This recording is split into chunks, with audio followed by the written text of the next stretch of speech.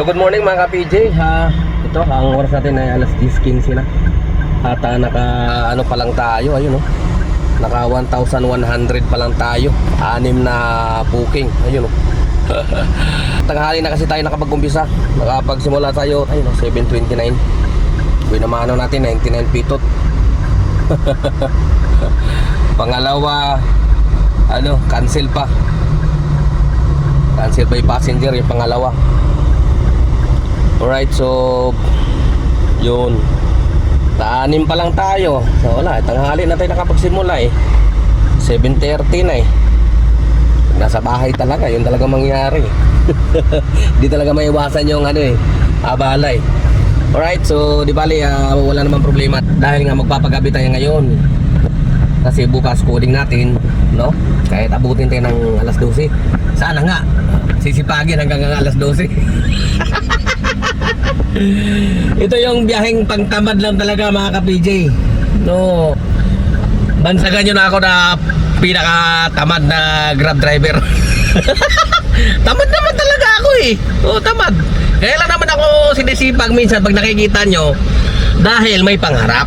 Alright? Ako yung tamad na may pangarap, di ba?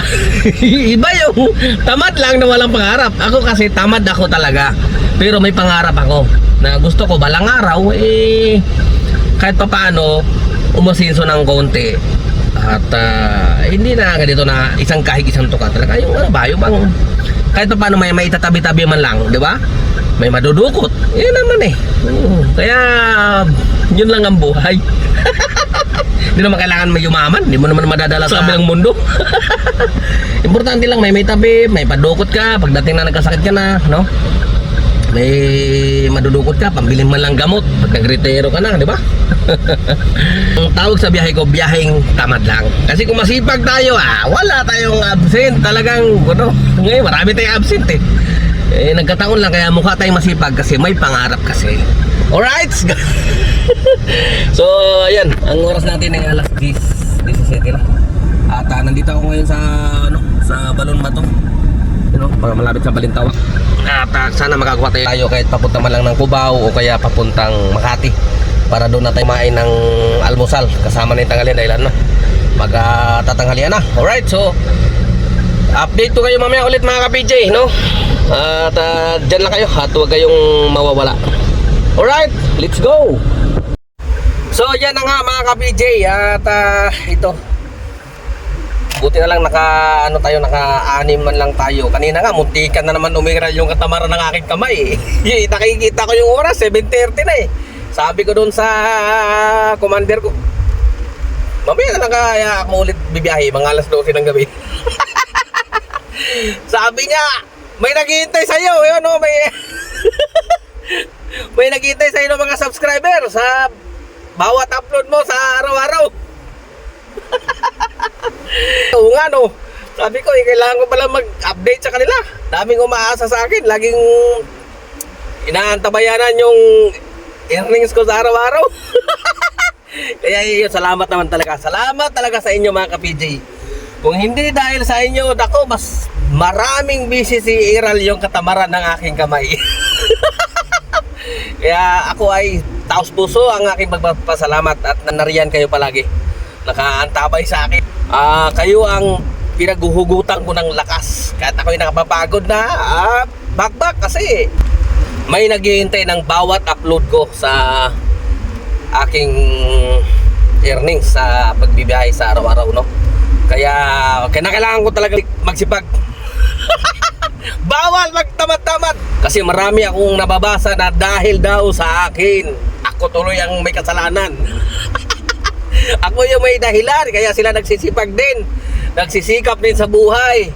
Nagpupursige, no? Kumuha ng mga hulog boundary. Ako ang may salarin. Kaya kinakailangan kong patunayan sa kanila na kapag magsisipag ka, kikita ka naman talaga. Paano na lang kung titigil ako, sa akin sila humuhugot ng lakas ng loob. Yabang ko naman siyempre marami namang iba. Pero siyempre, siguradong hindi niya ako makakalimutan. Kapag pinasok niyo yung Grab dahil sa kakapanood sa akin, hindi niya ako makakalimutan. At kung halimbawa kayo ay nagtagumpay, ayun, driver pa lang tayo, palang araw, naging operator na tayo, nagkaroon tayo ng maraming unit. Di ba? Hindi niyo ako makakalimutan sigurado. Hindi dahil kay Ka-PJ, hindi ako mapupunta sa ganitong sitwasyon. Di ba?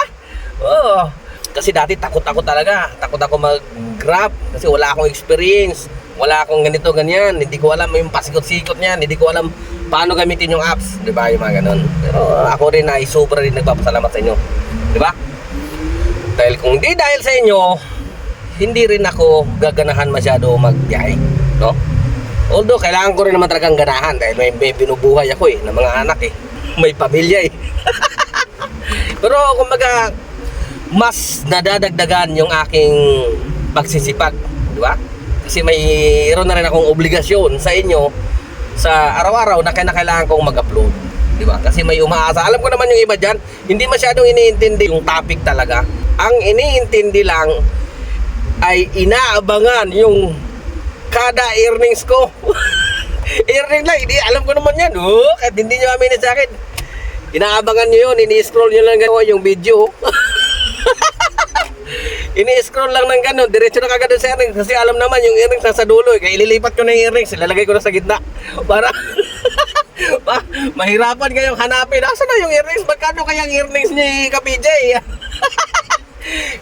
Alam ko yon. Yung iba dyan, ini-skip lang ng ganun. Ako, earnings lang talaga ang inaabangan. Wala kang pakialam na sa topic. Okay lang yan, di ba? Siyempre, at least excited pa rin kayo na makita. Yan naman ang mahalaga. Alright, so mamaya mga Ka-PJ, update ko kayo ha. At ako'y haharap muna ako ng makakainan. Let's go! So ayan, so gusto nyo ba ng unit na ipapasok dito sa Grab na walang coding kahit sa Makati, wala, exempted yan sa coding. Kunin nyo hybrid. Yan, wala talagang coding yun. Yung mga tropa ko kumuha sila yung Suzuki Ertiga, yung hybrid. Napakatipid pa sa gas yung Ertiga, sobrang tipid sa gas. Kahit yung hindi hybrid ng Ertiga, no? Yung Suzuki Ertiga yung hindi hybrid, sobrang tipid sa gas nun. Yun, exempted yan sa coding. Basta yung hybrid, kulay green yung plaka niyan Kahit yung private, no, na basta nakakulay green yung plaka, hybrid yan, exempted yan sa coding. Kahit saan, kahit Makati pa yan, ikot ka dyan sa Makati. Alright. So ayan, nandito tayo ngayon sa sa Cubao 28th Avenue, no? Dito naman ako kakain ngayon, tanghalian. Kasama na yung almusal nito. Anong oras na? Wala un. Woo! Talagang nabuhay na to. Kanina nasa Caloocan ako dapat kakain ako Kaso biglang may pumasok na booking, no? Papunta sa Cainta. At yun, pagdating doon sa Cainta, may nagbook ulit. Papunta naman dito sa sa may Ortigas. Ito binaybay ko na muna yung mula Ortigas hanggang dito sa Cubao. Dito naman ako kakain ng tanghalian. Gutom na. Lord, napakainit kayo na. Ang init. Bagal lang i-rent natin ngayon mga Ka-PJ. Hindi naman siguro mabagal. Siguro kasi tanghali na tayo nakabiyahe.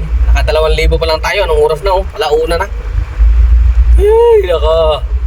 Di bali. Kailangan siguro nito magsagat talaga mamaya hanggang alas 12. Total coding naman bukas kaya makaabot mo lang ng 5,000. 2,000 pa lang alauna na.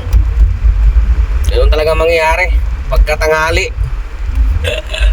Pag tanghali na bumiyahe, talagang ganon, maghahabol, lala.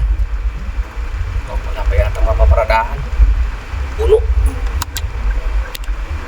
Standby muna tayo saglit. Tayo na may umalis dyan. Makaparada tayo. So ayan, nakakuha din tayo ng parking. Ay na nga. So tara mga Ka-PJ, kaya tayo kumain na dito sa Cubao. At alauna na. Mamaya na yan. Maraming pasahero yan mamaya. Sobrang init Mamaya ulan na naman to. Tara na, let's go.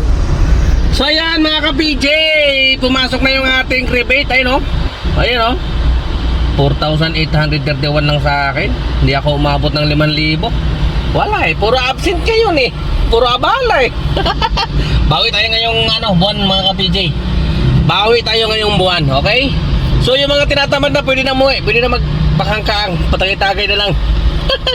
Bisitahin natin yung ating rebate natin itong buwan na to para makabawi man lang tayo. Yan.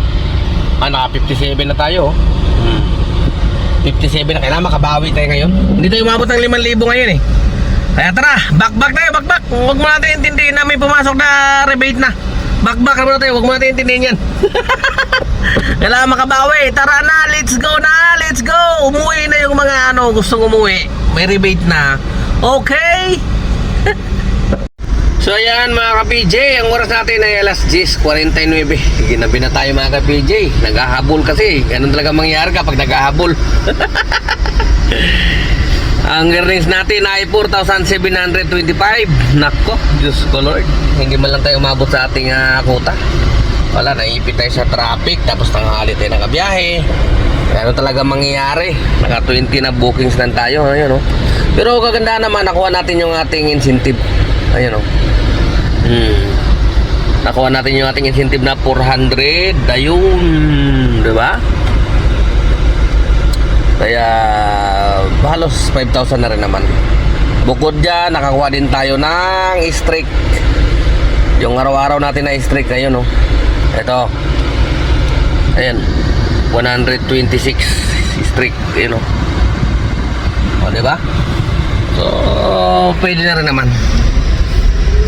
Bukas coding naman natin at yun nga, nagpaplano ako na lakarin ko na bukas yung aking rehistro. Pero hanggang pa naman sana to second week ng June parang gusto ko na kasing lakarin bukas para wala na akong intindihin. Pero pagka yung meral na naman yung katamaran ng aking kamay, baka next week na. Right, kung kasi sabi nyo sa main, lalo pag ito legal na, kailangan mo pang kumuha ng verification at saka confirmation, hindi katulad ng mga naka-PA lang dyan, wala nang ganun, parang lumalabas lang yung kanila, private lang. Ito ang daming hinahanap. Tapos yung mga nakaraan, pagpunta mo nitong araw na to, hindi pa marirelease agad yung verification saka confirmation. Nag-antay ka pa ng nung nakaraan. 3 araw yata ako nag-antay nun. Ewan ko lang ngayon kung ganun pa rin ang kalakaran. Alright, so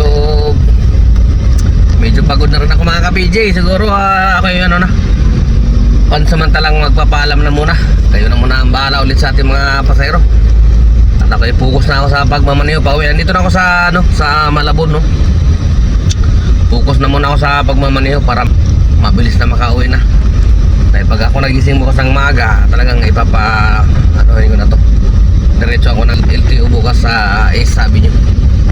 Alright, so ingat-ingat sa mga nagbibiyahe at nagbibiyahe pa lang, So ka-PJ nyo, temporary signing off.